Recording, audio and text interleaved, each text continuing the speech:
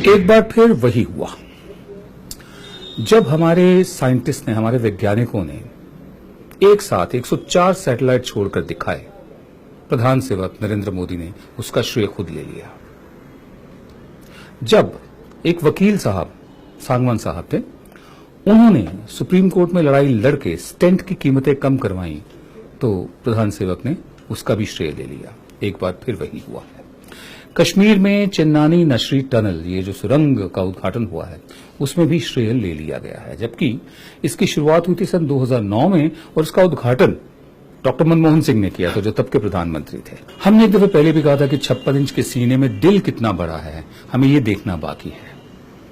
मान लेने में कोई एतराज नहीं होता कि जो स्कीम्स पहली सरकारों ने शुरू की थी उनको आगे बढ़ाया गया। कुछ लोग तो यहां तक मजाक करने लगे हैं कि पिछले 3 साल में अगर कोई नई स्कीम शुरू हुई हो और उसका उद्घाटन भी किया जा रहा हो तो हमें दिखाएं। बहरहाल, ये चिन्नानी नशरी सुरंग पहली मिसाल नहीं है जिसका फाउंडेशन स्टोन, जिसकी शिलान्यास डॉक्टर मनमोहन सिंह ने की थी और श्रेय अब सरकार ले रही है। मैं आपको और भी बताता हूं कि कौन कौन सी ऐसी स्कीम्स हैं जो आगे बढ़ाई गई हैं। पहले जिनको नकारा गया था, जिनकी बुराई की गई थी, फिर उन्हीं चीजों को आगे बढ़ाया गया है। राजीव गांधी शिल्पी स्वास्थ्य बीमा योजना को आम आदमी बीमा योजना का नाम दिया गया है और स्वास्थ्य बीमा योजना जो पुरानी चल रही थी उसका नाम बदल दिया गया। सिर्फ योजना वही है, इसका नाम है प्रधानमंत्री जीवन ज्योति बीमा योजना।